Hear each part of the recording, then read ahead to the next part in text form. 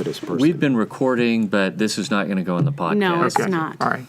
Because we all want to sound smart.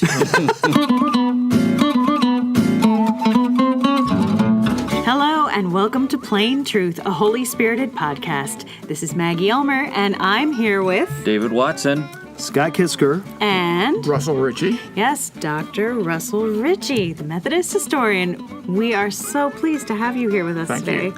Thank Premier American Yes, esteemed. Methodist historian. you. Yes. Yeah, thank you for being with us today. Thank you Yes, very much. it is an Thanks honor. for the invitation. Yeah. Well, we're here today because you have presented a paper here at United Theological Seminary today. Isn't that correct? This is correct. All right. And go ahead, Scott. Well, the paper was on a United Brethren bishop, the second generation, essentially, a man by the name of Christian Newcomer. We have a scholarship here at United called the Christian Newcomer Award, and Russ was looking at him in a sense as a model for episcopacy. If you want Correct. to introduce a little bit to Yeah. the listeners about who he was. It was interesting. The event was here at United, and so I was looking around for something that was appropriate for that. And to me, what was striking was this was a bishop who had left a autobiography and a journal, and our two first United Brethren bishops had not. So what we had by way of Newcomer's long journal was really in some ways an account from the late 1790s through to his death of the development of the United Brethren Church. And so I just waded in, and what was remarkable was that not only was there a hard copy, which is very well edited, and 50 pages of identification of persons and sort of clues as to who they are and why they're important, but then this long journal. And what was so interesting was to read it sort of page after page, and you could not tell a difference between the pages that were written when he was probationary and when he was the lead bishop. You know, it was very striking. He was the same guy, you mean? He was the same guy in terms Didn't of go to his head. relationships and sense of the importance of those with whom he was interacting and those with whom he was staying, and name after name of the family or the person with whom he stayed. I mean, it's really remarkable, a kind of identification of the people of the United Brethren Church. Talk a little bit about what you saw as the role of personal relationship in being a bishop in that early stage. Well, I mean, I think it was true for the Methodist Episcopal Church as well as for the United Brethren Evangelical Association that leadership meant modeling and doing with the others and being out front and recruiting and bringing people into the movement on the basis not only of authority but of trusting and enabling. I mean, there's story after story in all these movements of the preacher inviting someone to ride with him, and it was all men then. And then along the way, having him exhort, which is what came after the sermon, and eventually preach. And the person was sort of brought into the movement. We would say against his will. He was abducted and taken in. And so, when you think about calls to ministry today, we think of something that, it's yours and you come before the boards, the local church, and then all the way up and have to show your merit. And then, it was recruitment. You think of the British Navy or something, where you're abducted. You were abducted into, and I didn't really dwell on this, but I think that was the case of these folks as a whole, and you really get that sense in Christian Newcomer. As I say, I don't think you can tell much of the difference. So, he's bishop. Was elected and then reelected and reelected. So there's that affirmation. There are places along the way where there are conflicts, and he, he yields on things and pushes things. So it's really it's a very human story of leadership, and I think inspiring in that regard. It's worth, I think, making folks aware of it, especially people related to the seminary, because he was across the, from the Philadelphia area and Otterbein, across into Ohio, forming the conferences out here, and really bring the church along. And I want to point out something you mentioned, but just for listeners who are Methodists who might not realize this. When you talk about his leadership being recognized over and over again because he was elected and elected and elected, UB bishops were very clear that this is an office of elder, but it's an office, and you were elected for a 4-year term. And if you weren't re-elected, you lost your office. Yeah. So the fact that newcomer gets elected again and again and again was a reflection that the people saw in him growth in leadership, but also wanted him as their leader. And you're advocating that we return to that. Is that what I infer from your gestures? I think that's a very wise assumption. That we would. I think we definitely. I'm just going to say.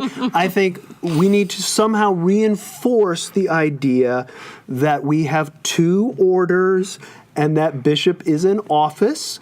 Like teacher, I'm a teacher, I have an office, and the bishop has an office, but we're both elders, and both of us can cease to be in those things.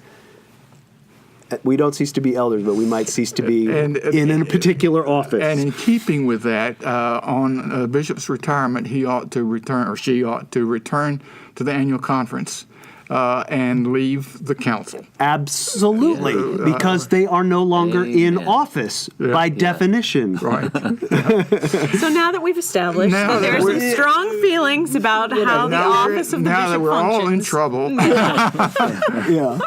I wanted to say something that, you put up some, in this lecture that you gave, you put up some quotes from Newcomer's journal. And one of the things that struck me, which may be contrasted from our usual practice of bishops, was that he'd be invited to a camp meeting and he would be the exhorter.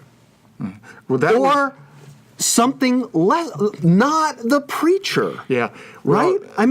He would take a kind of less... A supportive role. A supportive role in the events of this camp meeting. And could you clarify for people who don't know the difference between the exhorter and the preacher? Well, you can, well, you need to go now to an African-American church, and there'll be a sermon, and then persons will be invited up to give remarks. And years ago, it was very standard to have a sermon and an exhortation. And the exhortation was when the word that had been delivered was driven home. And in some cases, it was when a messy sermon was straightened out and clarified.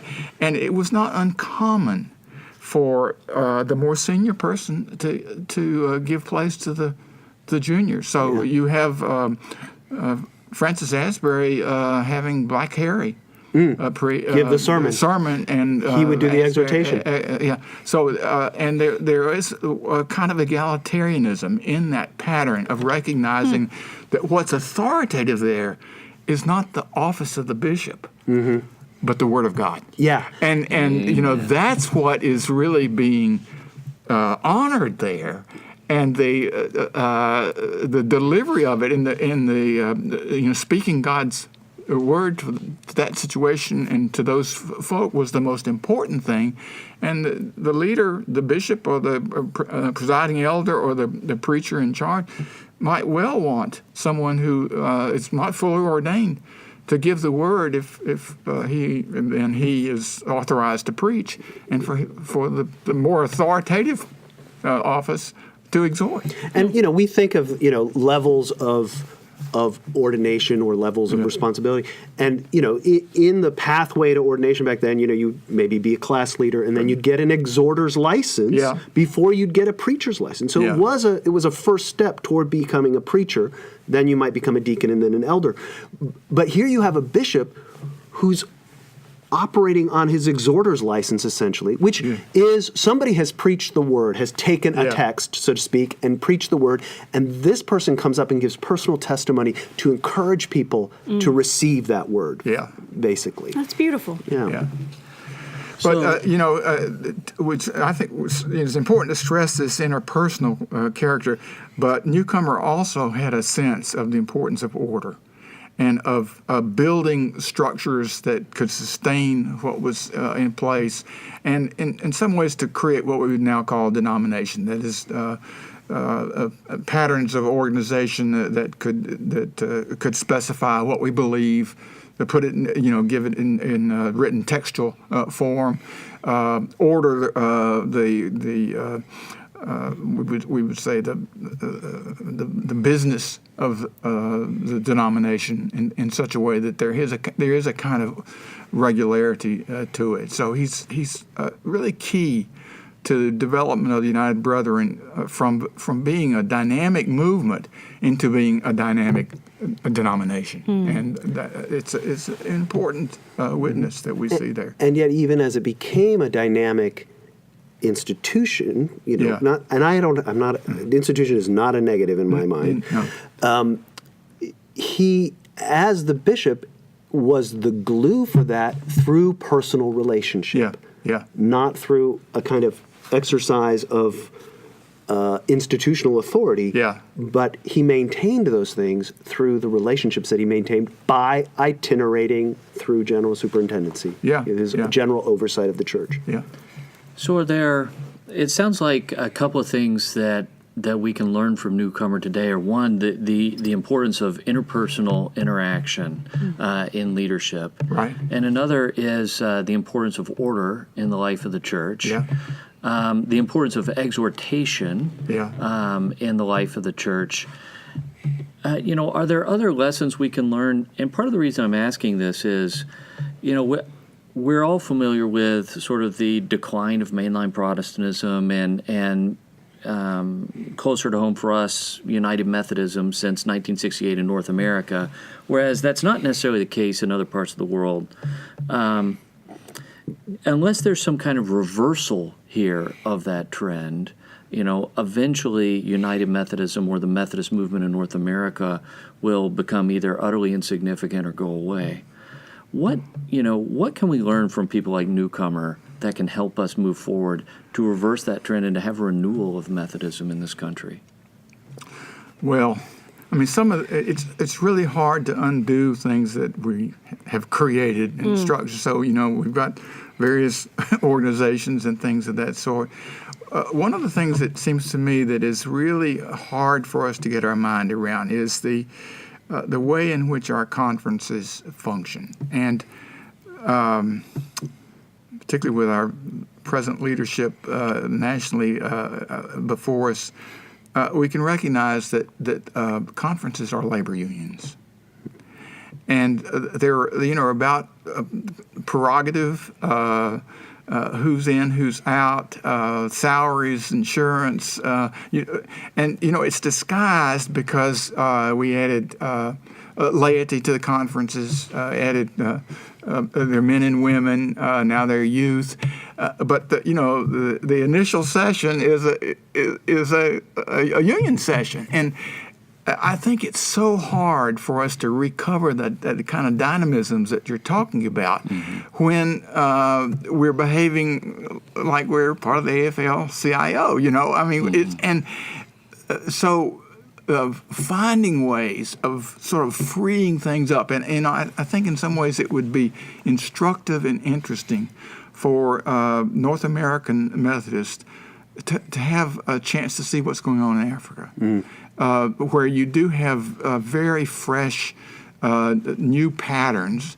I don't know that we'd want to learn from the bishops there, whose chiefly role recalls earlier days, but it looks like to me that there's some patterns of dynamism, of outreach, of a sense of ministry as being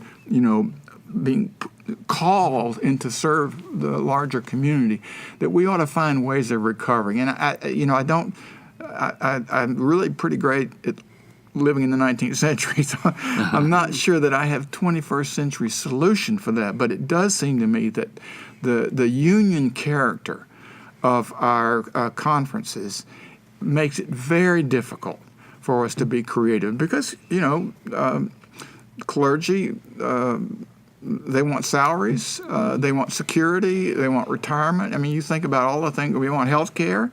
So there are all those things that are goods in a complex society like ours that they want. But how do you provide those things and recover the dynamism that was once ours? And I as I say, I don't know, I can name the problem. Yeah. But the solutions, it seems to me, that's your responsibility as part of this seminary. It's your responsibility to recover that, and to look around and see places where our church is, and there are the instances of this across our country as well as abroad, where things are just happening, and to highlight those and celebrate them. Well, and the sense of mission, the sense of mutual, communal sacrifice. Yeah. Brotherhood, sisterhood, in the that when you met to confer together, that wasn't an actual geographical boundary. You were meeting to confer together, and that was actually a joyful thing to see people, and hopefully the Holy Spirit would do something. If we went back a century, a church would reach a certain size, and then it would create, it would push its laity out to create new churches. Now, those folks, they're not going to push anybody out, because that feeds salaries and structure and programs and things of that. So, but that was, and there are churches that are doing that, are creating satellites. Yeah, right. The multi-church model, and so multi-site model. It's we ought to celebrate those experiments and suggest that the church, our larger, wealthier churches ought to take responsibility for birthing new satellites or new churches. Yeah. Good. Yeah. I remember when I was a student at Duke, and I served Trinity downtown, and they that actually was our church. Yeah. We went to the same church. Well, you went to the church, and I was an intern, but. They had a poster in the basement that said Trinity was the mother church of Methodism, and they had all the churches in the city that had been, there must have been 10, 15, something like that, birthed out of that church and it was the downtown church. So it was probably the earliest church in the city, maybe. Yeah. But anyway, so just that was part of their identity. We had birthed all of these other communities, Yeah. So the point is that we have a lot to learn from Christian Newcomer. Yeah. And that it's not that you can read his journal and just apply it generally, but there are dimensions and aspects of his style of leadership that are worth remembering and in some ways trying to recover. In terms of our current, Council of Bishops and the way in which the Episcopal office operates today, what are some of the things that you see what are the things that could be recovered? I don't know that what have we got wrong in our conception of the episcopacy that wouldn't have occurred to Christian Newcomer that was part of his role? Or do you know what I'm saying? Well, I don't want to run down the bishops generally, but my sense is now that if the bishop wants to see someone, that person comes to the bishop's office.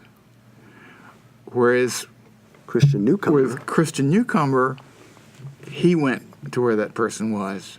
And I think there is that, there are bishops who will now start their tenure in a new conference by going around, if not church to church, at least district to district. But now it is not uncommon for people, for things that involve the bishop to be done at conference headquarters. So you come to the bishop rather than the bishop going out. And to me, that's just a metaphor for the way in which we've made the office a kind of royalty. A bit imperial. A bit imperial. Yes. Well, as you're telling me, so I think about in Trier, there is Constantine's old throne room, which is now a Protestant church, but it was constructed to have no, you imagine these, barbarians coming in. It was constructed so that as soon as you walked in, it had all windows, but the windows were created such that no shadow would ever be cast.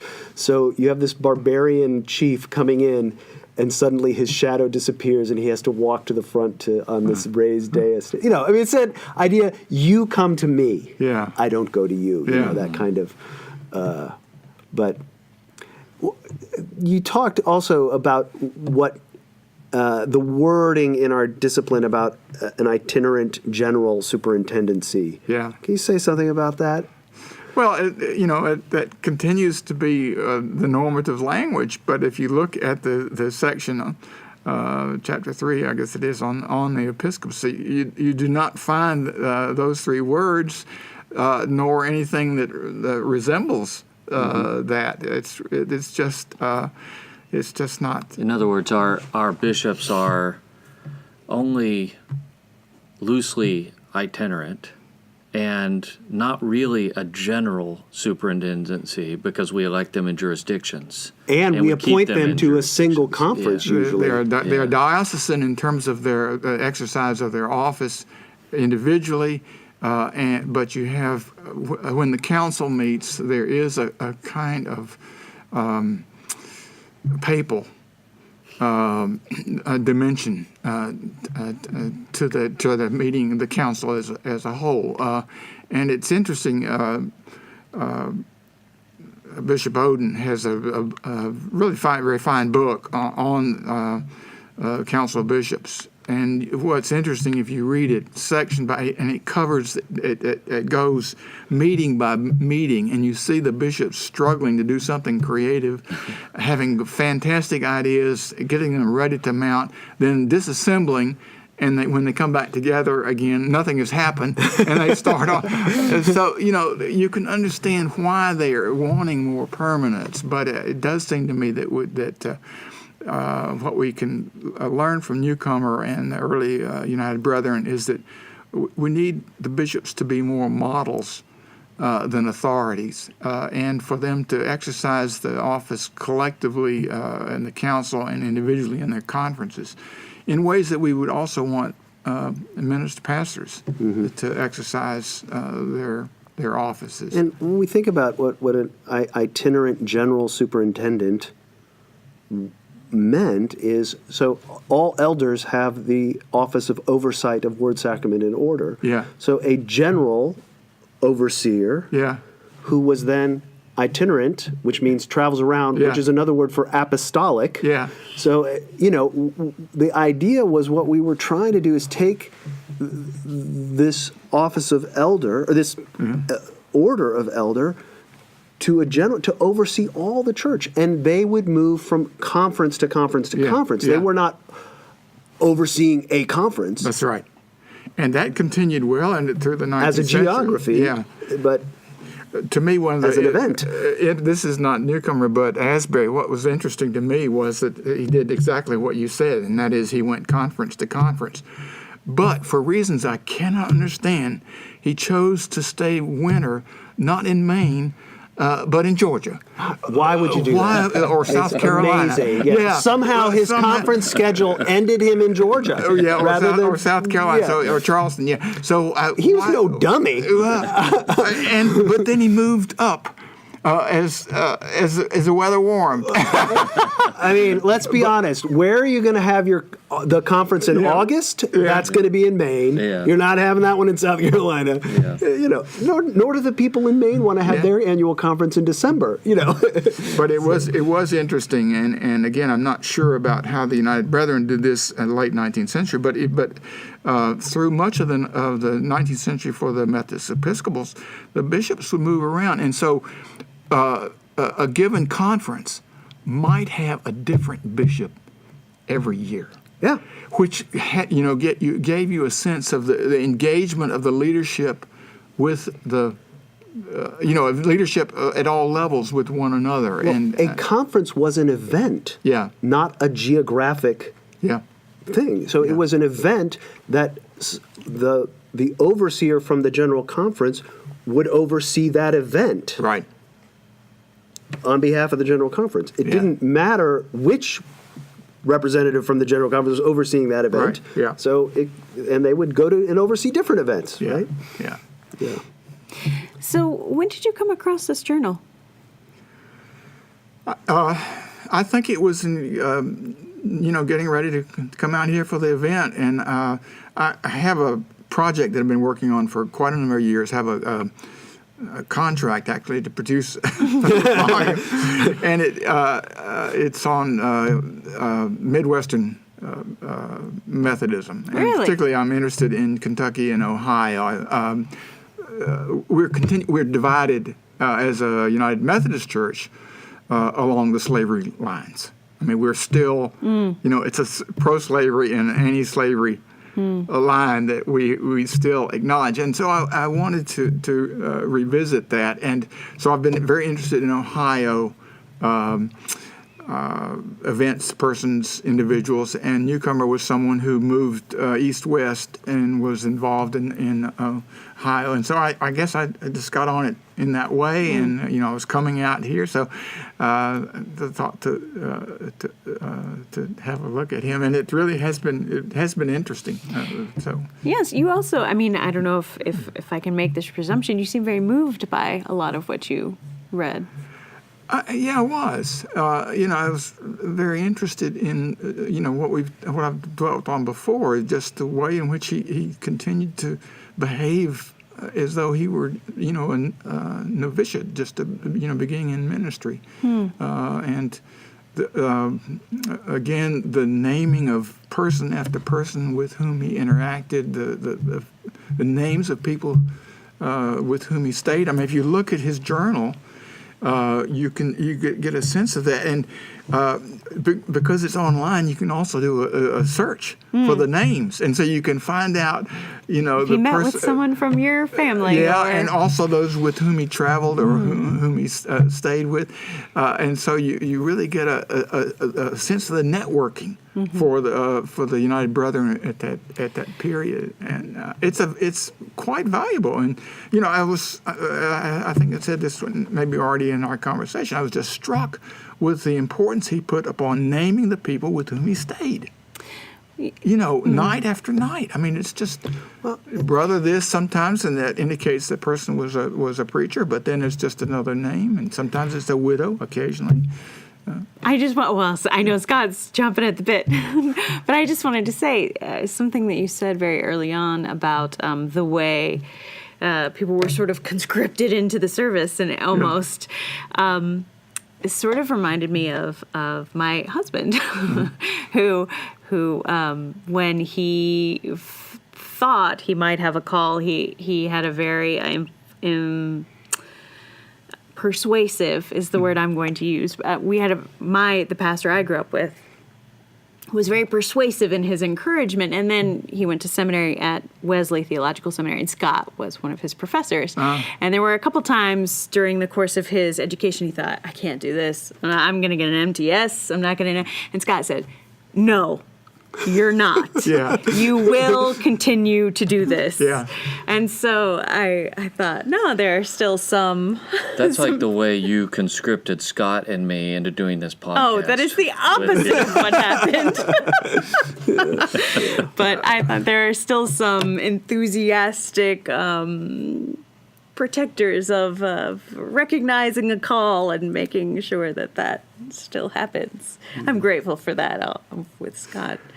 Yeah, and again, there are people who just see a call when even that individual doesn't recognize it. There was one of the bishops in the Southeast, now deceased, after his tenure in office, went on the faculty of one of our colleges, and all of a sudden there were the outpouring of people going into seminary because You have a call. you have a call. And, it was, I couldn't believe that he was doing that. And in some cases, it, might have been really a call to Christian life, not ministry. Again, I think there are some confusions there, but it was interesting that he had a sense of sometimes of a person's place in leadership and in ministry that individual was not really clear about yet. So, Yeah.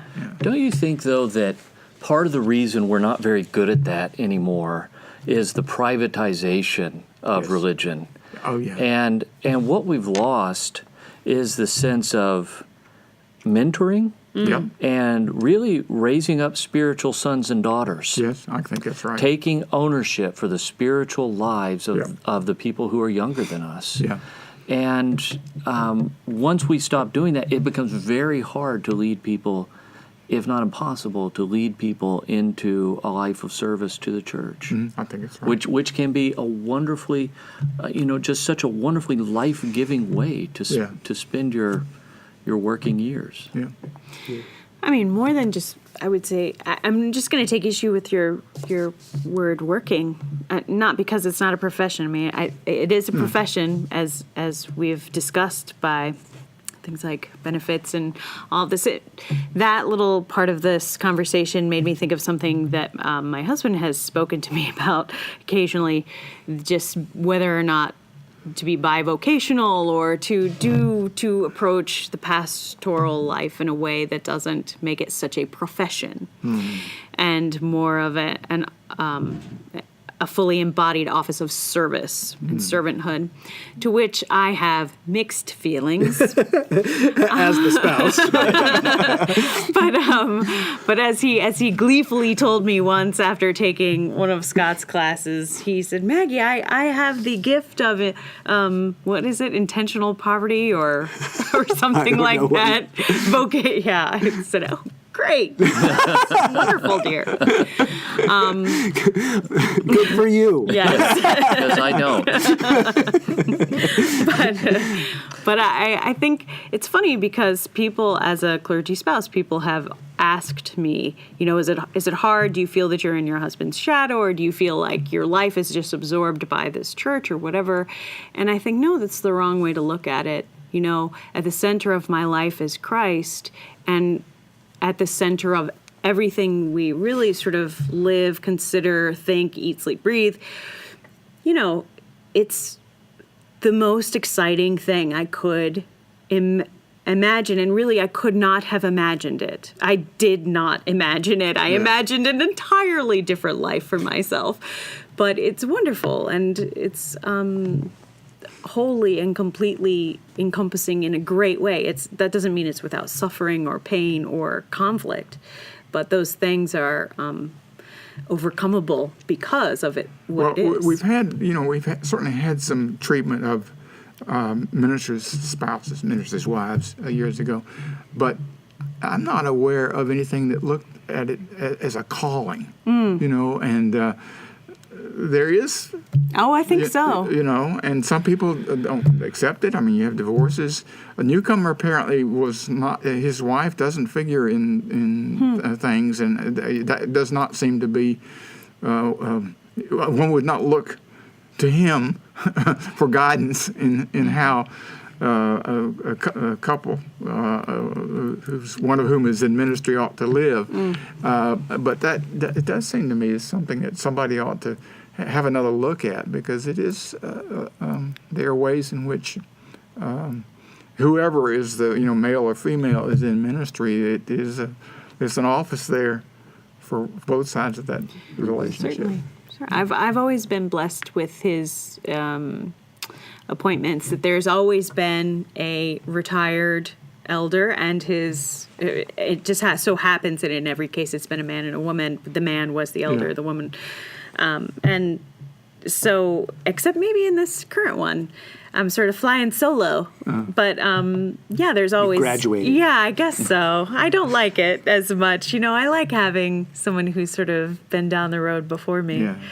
But that's always been a blessing, and also to see just the tremendous diversity of people who are called into ministry Yes. and their partners is always interesting. Yeah. So. Well, I think United gives out newcomer awards to everybody, and it's certainly something that ought to be celebrated. And his importance in the life of the denomination. It's yours in some ways to boast, and I would just say, take advantage of that. And the neat thing about his journal is that you get up online, you can cut out little pieces that you can use for one occasion or the another. way he sort of physically embodied connection, connection, Yeah, oh, right? absolutely, As yeah. the bishop, he was the embodiment of the connection. Absolutely. Of the church. Yeah, yeah. Well, we thank you so Well, much thank you for for your inviting time me. with us. Appreciate it. Yes, thank It's you. been fascinating and very interesting to learn about Christian newcomer. And the episcopacy in Yeah. general. Yes. Thank you, okay. Dr. Richey, for being with us. It's been an Thank honor you. to have you today. Absolutely. I hope you're not sued. If we get This will be sued- the least yeah, of our it probably problems. won't It's not going to be because for of this podcast, that's for sure. Probably One or not. two others. Yes. Well, thank you for being with us. This has been our podcast today at Plain Truth, a Holy Spirited podcast. If you enjoyed the podcast, please hop over to our iTunes page and give us a rating. It helps other people find the podcast, and we'll come back to you next time. Thanks for being with us. Bye-bye. Bye-bye.